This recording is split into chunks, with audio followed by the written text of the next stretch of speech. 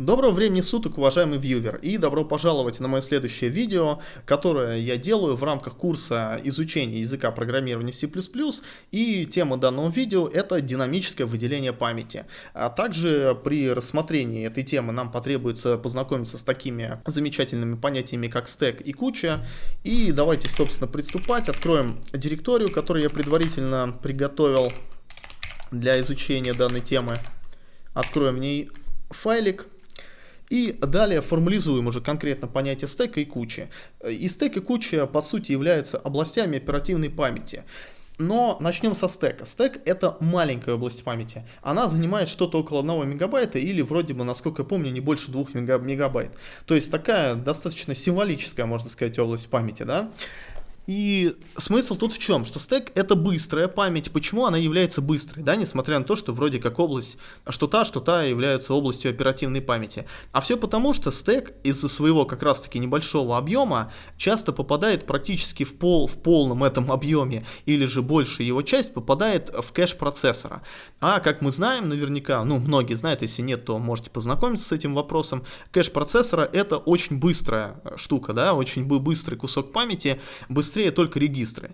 И то есть получается так, что при первом же обращении, чтении из стека, да, из оперативки, большая часть этого стека сразу же попадает в кэш, и потом обращения, которые происходят рядом, да, они также уже происходят в кэш. То есть, что делает стек по умолчанию, грубо говоря, в большинстве ситуаций, так скажем, быстрее, чем куча. Далее, стоит отметить, что в стеке организованы данные по принципу LIFO. Это расшифровывается как last in, first out, или в переводе на наш последний зашел, первым вышел. То есть вы можете представить этот принцип себе как такой стержень, на который мы насаживаем диски, и каждый следующий диск, как бы вот они друг на друга насаживаются, на предыдущий становится, да, мы сгромождаем их таким образом. И смысл в том, что когда мы извлекаем данные из стека, то первым выходит именно тот диск, который заходил последним, то есть находится на верхушке стека, что называется. То есть, опять же, принцип: последний зашел, первым вышел. Вот, это что касается стека. А куча — это, грубо говоря, вся остальная память. То есть все, что не касается вот этого маленького стека. Она нам нужна, естественно, в тех случаях, когда стека банально недостаточно, когда стек, его объем памяти для нас слишком маленький для решения каких-либо задач. И тогда мы вынуждены обращаться именно к куче, и называется это именно динамическое выделение памяти, да, динамическое выделение памяти на куче. Что ж, давайте попробуем написать код, выделить, собственно, прямо взять и выделить динамически память на этой самой куче. Для этого нам потребуются наши любимые, я надеюсь, что они стали для вас уже любимые указатели. И, предположим, я хочу выделить память на куче целочисленного интеджер типа, я думаю, что всем уже довольно хорошо знакомого. Для этого потребуется указатель на этот самый целочисленный тип. Да, ребят, тут я предполагаю, что вы уже знакомы, конечно, с синтаксисом указателей, переменных, там, ссылок и так далее. И да, я вот хорошо, что я сейчас про это заговорил, я как раз вспомнил одну важную деталь, которую забыл, да, не отметил. И сейчас я про нее скажу, что смотрите, все данные, с которыми мы работали до того в этом курсе, они по сути выделялись на стеке. То есть все переменные базового типа, там integer, float, double и так далее, поинтеры, да, указатели, ссылки, все это выделялось на стеке. И мы еще с вами не работали, то есть с динамическим выделением памяти с кучей. И вот впервые сейчас мы это сделаем. Что ж, дальше присваиваем значение и пишем, какое значение, что мы именно будем присваивать. Мы воспользуемся специальным ключевым словом new, которое заставляет операционную систему выделить нам кусочек памяти указанного типа. То есть здесь мы пишем new и указываем тип. То есть мы хотим выделить int, поэтому говорим: выдели нам, типа, пожалуйста, операционная система int. Что произойдет? Операционная система выделит нам кусочек памяти, как раз таки integer, да, 4 байта на нашей архитектуре, на большинстве архитектур, там за редким исключением бывает, по-моему, 2 байта, но в большинстве случаев мы увидим именно 4 байта, если попробуем померить, сколько весит int. Вот, и операционная система нам вернет указать, то есть адрес на начало этой памяти. По сути, мы для этого и объявили наш указатель. То есть мы поймаем этот адрес как значение для нашего объявленного поинтера. Операционная система нам его вернет, и мы хоп, такие сразу этот адрес в качестве значения в поинтер помещаем. И для того, чтобы проверить, что мы действительно можем работать с этим адресом, да, с этой памятью, мы сразу разминуем указатель на следующей строке и присвоим ему какое-нибудь произвольное значение, ну там 1000, не знаю, неважно. И далее просто сразу же сделаем print, проверим, действительно ли, разыменовав уже, да, еще раз указатель, и выведя значение в консоль, действительно ли там лежит такое значение. Так, я увеличу тоже терминал, чтобы вам попроще было. Пройду в эту папочку и скомпилирую данную программу с дефолтными флагами. Ну вот он у меня completion уже помогает мне. Скомпилирую и запущу. И, как вы видите, действительно значение, когда мы разминовали адрес указателя, по адресу лежит именно такое значение 1000. То есть мы действительно получили область памяти, ну то есть адрес на начало этой области памяти, и можем с ней свободно работать, присваивать значения и так далее.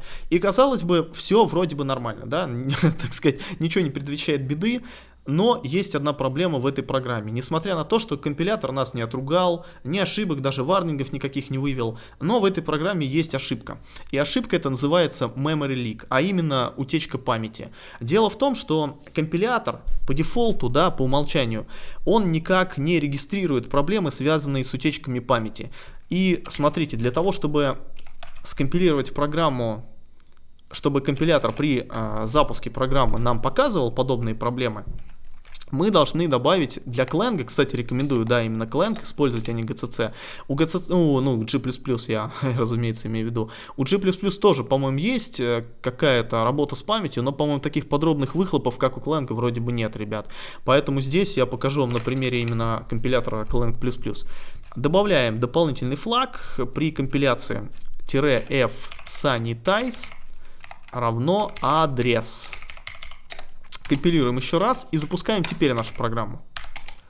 И вот теперь мы видим выхлоп, что оказывается у нас действительно, то есть leak sanitizer утечек показал нам, что действительно есть ошибка, связанная с тем, что у нас течет память.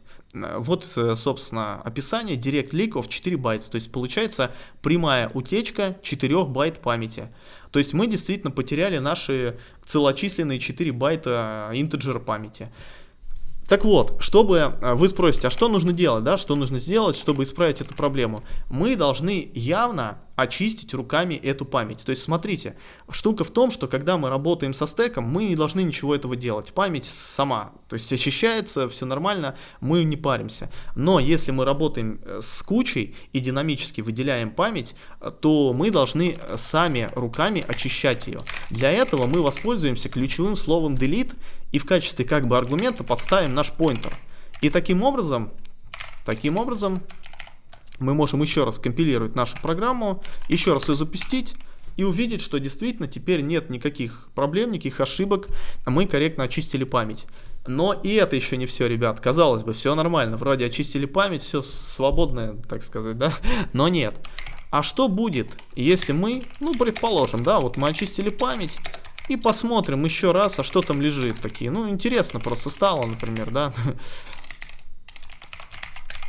Мы еще раз разминуем значение указателя, то есть нашего адреса, который хранит указатель, и попробуем скомпилировать также программу и запустить ее. И хоп, мы получаем это с флагом, да, мы получаем подробный выхлоп. Видим, что какие-то красные области у нас появились. И если прочитаем, то увидим heap left red zone. То есть мы вышли в красную зону хипа. А если мы пролистаем чуть выше, то увидим еще более подробное описание данной проблемы. Смотрите, error адрес sanitizer, то есть sanitizer адреса.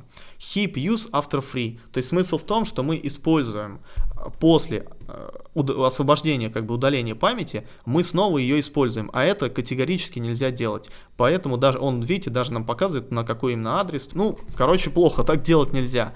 Так вот, для того, чтобы оградить себя от подобной ошибки, мы дополнительно после освобождения памяти еще воспользуемся следующим ключевым словом null pointer.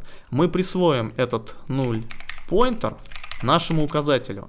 Это специально зарезервированная в плюсах слово, которое делает, как бы зануляет наш указатель. И теперь при попытке разыменования, давайте еще раз пересоберем. Ладно, сейчас санитайзер пока ругается. Давайте пересоберем именно без флага вот этого, да, удалим флаг. Допустим, ну вот нет у нас при компиляции, мы не использовали специальные флаги. И просто запускаем программу, то теперь мы получим segfault. При попытке разыменования null-поинтера мы получаем segfault. То есть пользователь, который попытается это сделать, а это делать как бы нельзя, он просто получит segfault, программа падает и все нормально. То есть программа не позволит ему сделать такую вещь. Так, да, ребята, чуть не забыл еще один нюанс, который достаточно важный, да, надо добавить. Смотрите, что память, которую мы выделяем при динамическом, да, выделении памяти, мы можем ей как бы присваивать значение не только через вот так вот указатель.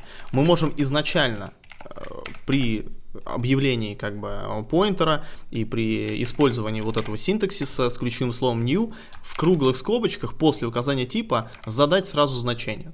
То есть, ну, например, напишем там, не знаю, 123.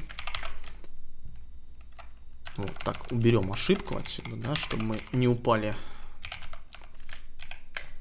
Так, скомпилируем. И вот теперь воспроизведем, увидим, да, что 123 действительно. То есть можете как через указатель присваивать разыменование, и также можно сразу проинициализировать эту память с соответствующим значением, воспользовавшись вот этими круглыми скобками. Вот, ребят, в принципе все. Это, наверное, вот базовая такая необходимая информация, которой я должен был с вами поделиться перед тем, как переходить к следующей теме, которой будет типы передачи аргументов в параметры функции. То есть там разные есть подходы, и в принципе сейчас, я, пожалуй, после вот ознакомления с данным вопросом, у вас есть вся информация, чтобы показать вам на хороших примерах, как работать с разными типами передачи аргументов.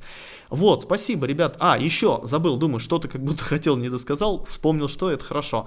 Смотрите, помимо вот этих санитайзеров, которые есть у Clang, есть еще специальная утилита Valgrind, которая направлена прямо специально на поиск всяких утечек памяти и прочих проблем с памятью. Но это достаточно большой такой мощный инструмент, который я, наверное, как-нибудь рассмотрю прямо в отдельной графе. Пока что можете пользоваться чисто вот клэнговским санитайзером.